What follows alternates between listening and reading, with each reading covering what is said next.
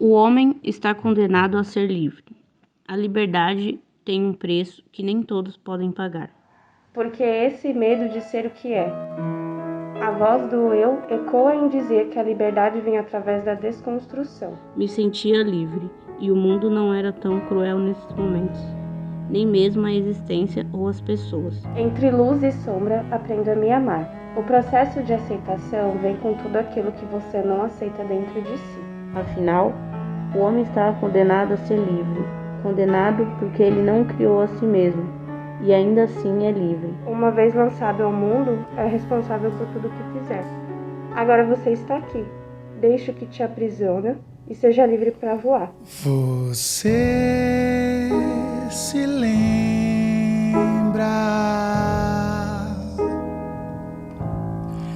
da eternidade que um dia você prometeu pra nós?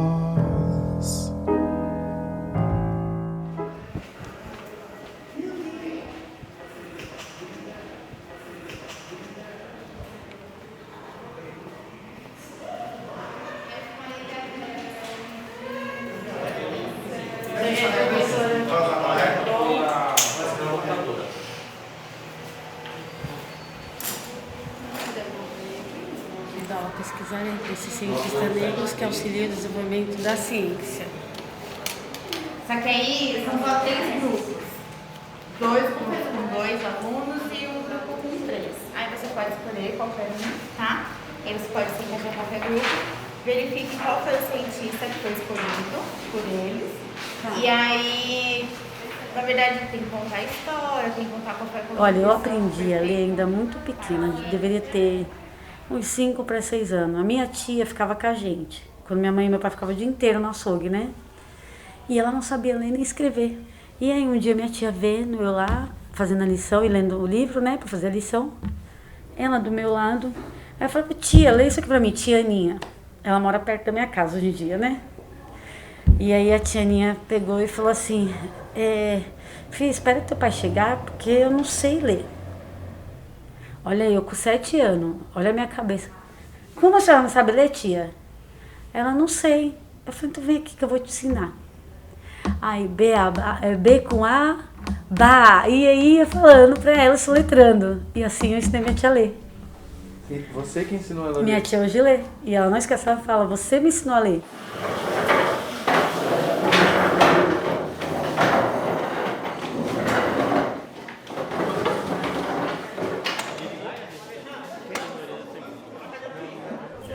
Com uns 11 anos, meu pai tirou a gente da escola. Não é que ele tirou, né? Tirava a gente para levar a fazer o serviço, ajudar ele no dia a dia, porque ele não dava conta, que a família era grande, então a gente tinha que ajudar. Aí quando a gente ia para a escola, tinha 1 mês, 40 dias sem ir na escola. Chegava lá, não sabia de nada. A gente chegava lá, a professora falava assim, mas o que você sabe? Nada, sei fazer serviço de roça. E andava 1h30 de a pé, sem chinelo, sem calçado, sem nada para chegar na escola. Uma colega falou que levava o caderno dentro do saquinho de arroz, o lápis, a borracha. Chegava o dia que não tinha, acabou. Mãe, acabou, não tem dinheiro para comprar. A gente morou na roça, leva ovo, vai lá na venda do fulano, vende e troca por uma borracha, por um lápis. Meu pai tinha uma Bíblia do lado da cama dele, né? E eu todo dia olhava aquela Bíblia e eu não sabia ler. E eu pedia, que eu queria ler o que estava escrito. Mas eu não sabia, mas assim, acho que por essa minha vontade eu aprendi a ler rápido, né? Eu até estava ensinando a minha mãe, pegava o papelão, ensinava ela a escrever o nome dela, que também ela era analfabeta, né? 8 operários fazem uma casa em 30 dias. Então, vou colocar 8 operários e na coluna de dia, 30. Quantos dias gastarão 12 operários? Então, 12 operários eu vou colocar na coluna dos operários.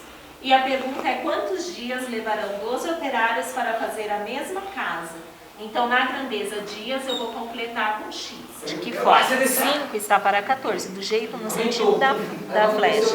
Põe a fração 5 sobre 14. Igual. O que vai acontecer com a quantidade de x? Vai aumentar ou diminuir? Diminuir, porque vai ter mais gente trabalhando, então vai fazer menos tempo. Eu não entendia muito bem o porquê de muita coisa. O fato de eu parar de estudar começa por aí. Eu não entendia o porquê que minha mãe catava papelão na época. Por que ela fazia isso? Por que ela reciclava material? Até que um tempo atrás eu comecei a entender. Minha mãe era de Bernardino de Campos, interior de São Paulo, e meu pai de Minas Gerais. Minha mãe veio com meu avô para buscar uma vida melhor. Porque no interior é muito ruim, né? É para procura de emprego, de crescimento. E meu pai veio porque ele veio a viagem. Ele era casado em Minas Gerais e veio para cá para rolê. Era cantor, essas coisas, e conheceu minha mãe na noitada. Nossa. Os dois se conheceram, namoraram um pouco, ela ficou grávida de mim. E ele foi embora de volta para Minas para ficar com a esposa dele. E eu nunca o conheci. Então ela não tinha escolaridade nenhuma e o recurso que ela teve foi catar papelão para sustentar a gente e poder pagar o INSS dela para ela poder se aposentar. Só que na escola eu tinha vergonha disso. E hoje eu fico pensando assim, como eu fui besta, porque eu não sabia disso. Simplesmente arrumei um cara e fui embora com ele sem terminar os estudos. Sem ele eu não ia viver, sem ele eu não ia respirar, que eu ia me matar, que não ia ter como. Eu achava que ia depender, minha vida dependia dele. Escola, eu nem imaginava que eu ia falar, não, vou voltar para a escola. Minha mãe falou, você ganhou o bebê, você vai trabalhar e eu vou cuidar da criança. E aí foi eu, meu irmão tinha 18, eu tinha 14 para 15, procurar serviço. A gente começou a sair todo dia, arrumar emprego. A gente foi fazer o papel do meu pai na casa. Então nós dois trabalhamos para sustentar a casa e eu para sustentar uma criança, que eu era uma criança sustentando um bebê. E aí quando foi em 2016 eu vi a oportunidade que eu pude voltar a estudar. O que aconteceu? Voltei para cá para a escola. Aí sou pega de surpresa. Comecei a ficar ruim, só crise renal. Quando eu penso que não, eu tive uma atrofia no rim. E aí já vai para fila de tratamento, né? Para não entrar na hemodiálise. Quase entrei na hemodiálise, graças a Deus, foi Deus, não entrei. Então eu abandonei tudo, entrei numa depressão. E eu não quis saber mais de voltar a estudar. E todo mundo ligava aqui da escola, vem, Deus trabalho, tudo. Mas eu meio que desisti mesmo, sabe? Eu falo, não, porque adianta, eu vou morrer mesmo, pra que eu vou estudar? Olha a cabeça. E olha eu aqui de novo. Já tive problema, tive um pai alcoólatra, meu pai teve pirrose, morreu de câncer. Tem uma mãe que passou muito doente, mas tá até viva hoje, já perdi meus avós. Mas tem um irmão, perdi irmã. Mas é assim, sabe? Então a vida é essa. Eu digo assim, nunca desista. Vá até o fim. E arrastando, caminhando, porque a vida da gente é um solto. Que tá vivo hoje, amanhã você não sabe. Que vai estar para contar a sua história. E a história boa mesmo é quando você conta com a própria boca. Eu sou você e você sou eu. Em universos distintos, mesmo não escolhendo nossa trajetória de vida. Esses processos é constantemente vivido por todos nós. O que eu julgo diz mais sobre mim do que sobre você. Fluirá como o rio se compreender que sua essência é tudo que unifica o seu ser. Vem de dentro para fora. Seu manifesto de amor e cura é atingido por você mesmo. Com todas as formas, entender que é única, assim se completando e deixando de morrer para florescer nessa primavera. Eu estava me sentindo muito julgada por mim mesma, né? E eu precisava me libertar desse julgamento. E é isso que eu escrevi, né?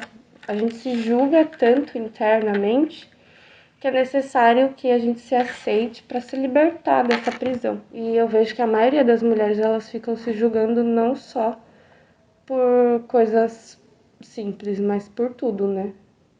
Por tudo na vida, a mulher, ela se sente julgada, tanto externo como interno. Conforme você leu, acho que você foi lembrando de alguns momentos que você estava... de outras vezes que você talvez até nem tivesse oportunidade de escrever. Aí você quis e não quis entrar nesse detalhe. Sim. Aí você viu e falou, vou falar. Aí você começou a se libertar. E foi. E foi lindo, né? Natural. E foi perfeito. E é muito isso, porque eu vejo que as mulheres, elas falam, nossa, minhas irmãs mesmo, elas falam, meu Deus, eu menstruo, eu odeio isso, por que eu tenho isso, por que eu nasci mulher? Mas a partir do momento que você começa a se tratar com amor e falar assim, meu, eu tô sangrando, mas pegar e honrar o seu sangue e fazer com que ele seja sagrado e entenda que você passou por um mês e esse mês é todo um processo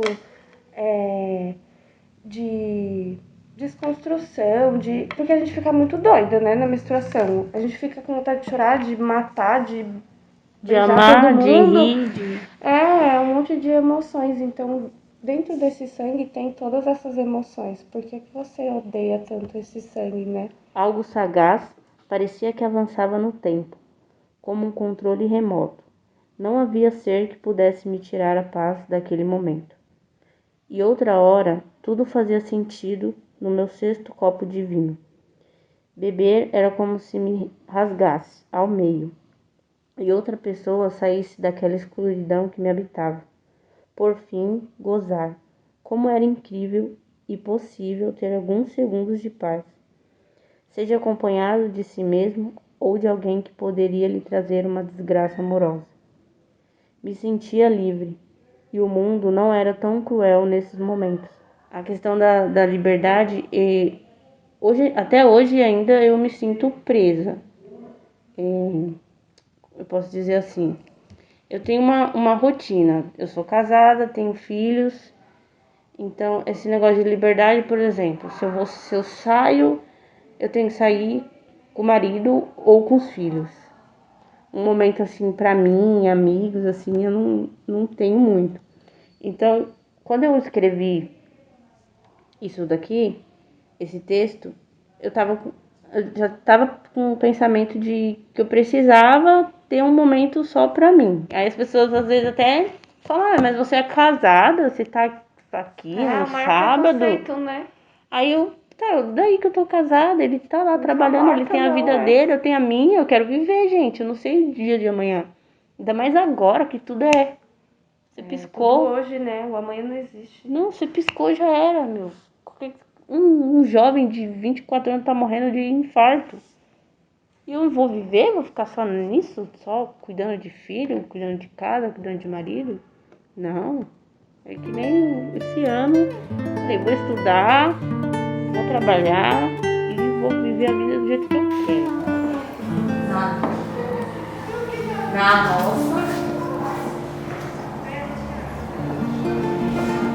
vida, todos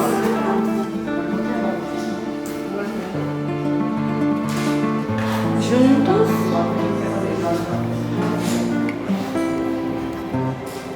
otimistas. Todos juntos, sendo otimistas. Sendo sempre, vai. Sendo Sempre otimista. otimista. Deu certo?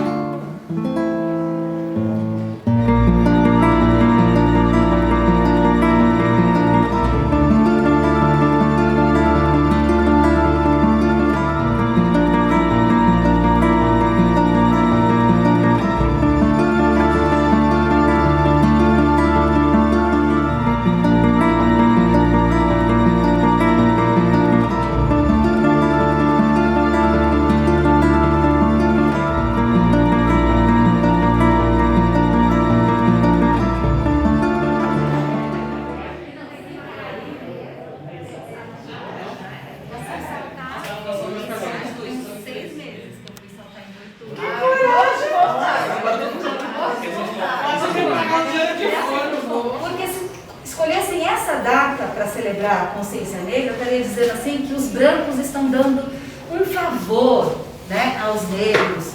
E na verdade não é isso, né? Na verdade foi uma conquista de lutas e mais lutas, que aqui no Brasil demorou de chegar à abolição da escravatura. Que ele fundou lá porque ele foi bichão, tá ligado? Ganhou a bolsa de estupro, né? Que ele foi pra França.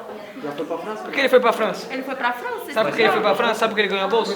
Pessoas negras aqui. Pessoas negras? Eu acho que é dançando, professor. Ele foi um artista gaúcho, certo? Gaúcho, certo?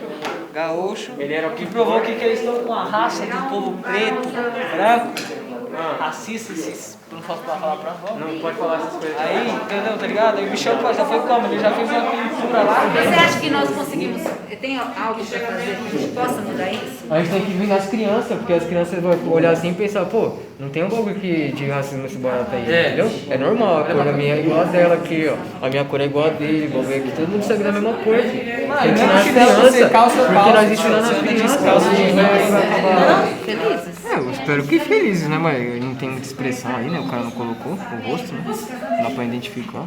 Eu espero que feliz, né? O que você acha, parça? Aqui, tô feliz. Tá feliz? Embrasadão na casa deles aqui, ó. Estão dançando, né? É, pá, já uma música pro outro, O cara passou de moto aqui na rua, elas olhando. Aí eu acho que ele quis representar as pessoas negras da época dele, né? Mostrar como elas se vestiam, mostrar o que elas faziam, né? Mostrar elas se reunindo, pá, a identidade deles. Com uma arte que tem como pano de fundo a política e os fatos dos afrodescendentes serem excluídos constantemente, o artista aposta no empoderamento do seu povo e assim promove a reflexão. Ouça a batida do seu coração, como um tic-tac lhe dizendo não. Ouço o resmungo do seu pensamento, como um disparo na escuridão. Oi, boa tarde, é o Caio? Boa tarde, sim, quem gostaria? Oi, Caio, aqui é a professora Graciele de Artes, tudo bem? Tudo bem? Tudo bem. É que aqui eu tô verificando as listas e você não tem comparecido nas aulas presenciais. Eu queria saber se a gente pode ajudar em alguma coisa, o que tá acontecendo. Então, realmente é que eu tava trabalhando esse tempo, por isso eu não consegui ir. Eu pensei até que tinham já anulado minha matrícula já. Não, ainda tá ativa a sua matrícula. Assim, não é garantia, mas ele pode correr atrás, porque daí a gente no conselho vai ver se ele participou quando era no presencial, quando que ele vai passar. No WhatsApp? Não, no caso dele, ele falou que não consegue vir. 2 semanas atrás eu pensei em desistir. Porque eu tava querendo muito vir pra escola e não tava dando. E sabe quando teu corpo já não... Você fala, não vai dar, não vou conseguir levar. Você entra que horas no serviço? 8 horas da manhã. Então você acorda tipo... 7, 6 e meia da manhã. Aí você trabalha das 8 até 5 horas da tarde. E você vem direto pra escola ou não? Não. Ainda vou pra casa, limpar a casa, lavar a louça, deixar a marmita pronta dele pro outro dia, pro meu marido. Meu filho chega, ponho ele pra tomar banho, dou uma coisa pra ele comer, tomo um banho correndo, me troco e subo pra escola.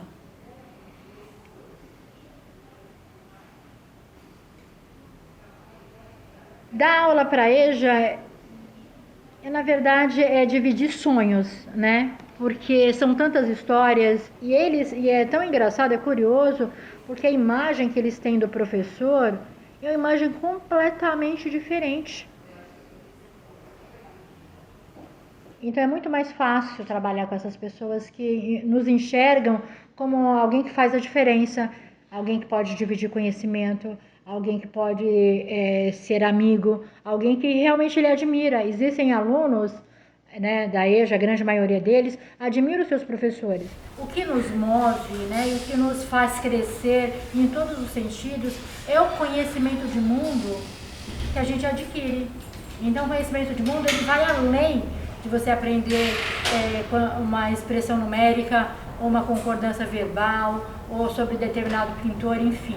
E o conhecimento de mundo a gente aprende assim, ó, na interação, na história de cada um, né, no que o outro pode passar pra gente. Então, assim, como fazer com que o conteúdo que eu preciso passar, o conteúdo curricular, seja interessante para meu aluno? Como fazer com que chegue, que seja contextualizada? Essa é a briga todos os dias quando você vai planejar uma aula. Como contextualizar esse conteúdo para que parta dos conhecimentos prévios dele e que para eu consiga dali chegar até onde eu quero. Mas o que acontece? Eu acredito assim, eu planejo as aulas da seguinte forma. Para eles, neste momento, é irrelevante aprender a colocação pronominal. Como você vai contextualizar isso? Associar esse conteúdo de colocação a vivência ao mercado de trabalho que ele está inserido, ao dia a dia, à comunidade. Mas fazer isso no dia a dia não é uma tarefa fácil. Mas não é tarefa fácil, mas assim, você tem que saber o que vai fazer a diferença naquele momento. Então eu vou buscar aquele assunto, vamos discutir ali textos polêmicos do momento, o aborto, o infanticídio, o feminicídio, então, a violência assim, feminina. Você traz isso e vamos aprender verbo nesse contexto. Mas a gente traz tudo isso e mesmo assim ainda há a desistência, ainda há a evasão. Eu às vezes penso em parar, mas eu não vou parar. A gente tá falando sobre isso, que a gente não vai deixar. Tem vezes que sim. Então, a gente tava falando sobre isso agora. Chora na sala. A gente tava falando sobre isso agora, que um não vai deixar o outro desistir. Não, só do jeito que ela fala aí, se vocês pegar firme, vocês terminam. Não, a gente vai terminar, se Deus quiser. Vai sim. Não, não vai desistir não. Desiste não, cara. Tá dando pouco tempo. Né? Um ano só. Já foram 15 anos pra trás, deve ser 15 anos, perdão, 15 anos aí. 15 anos parados. Eu tenho 31, ela tem 30. Desde quando eu cheguei aqui. Então assim, se a gente pensa, de repente na construção de uma sociedade melhor, eu não sei, eu acho que o caminho talvez comece aqui, eu não sei.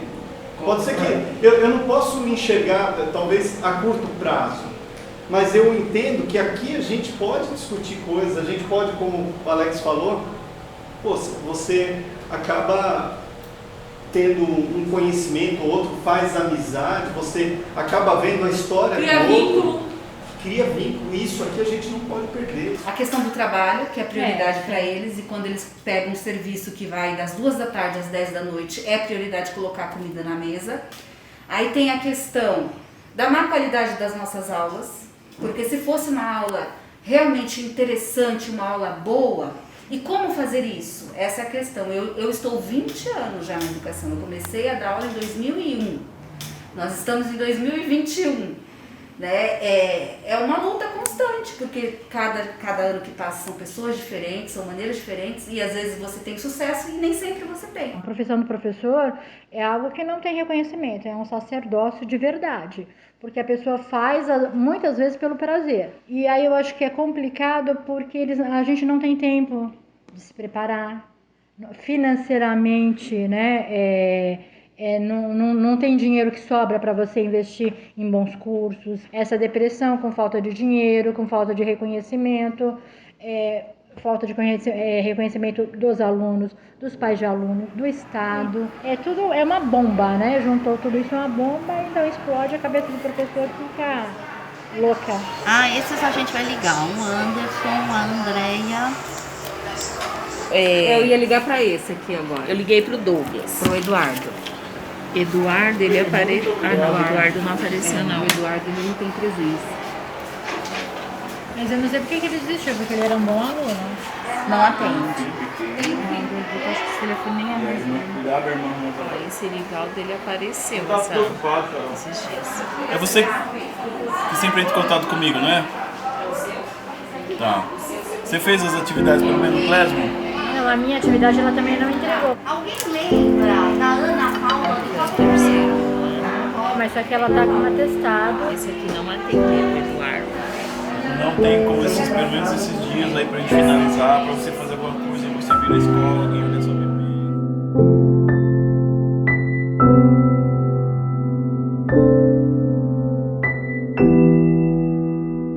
Minha avó nordestina falava.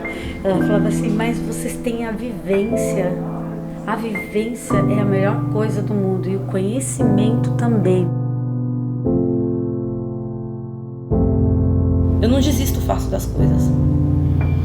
Não desisto fácil de nada.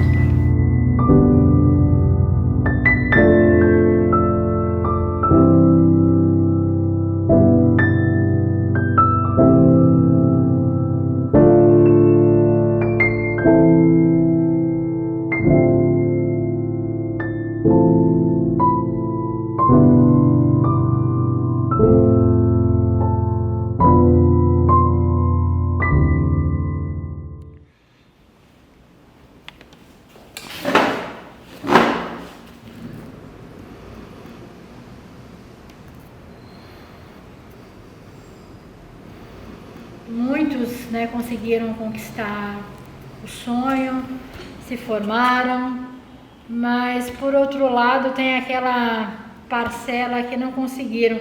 E aí eu me pergunto, será que eu tenho parcela de responsabilidade sobre a desistência deles não terem levado adiante?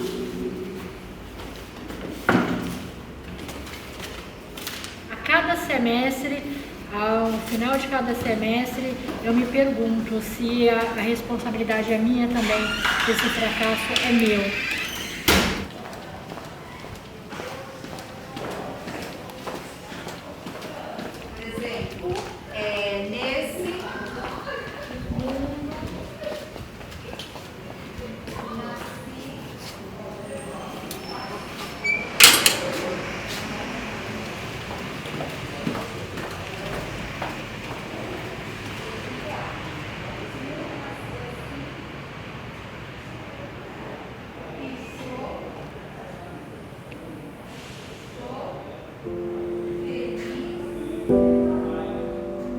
Thank you.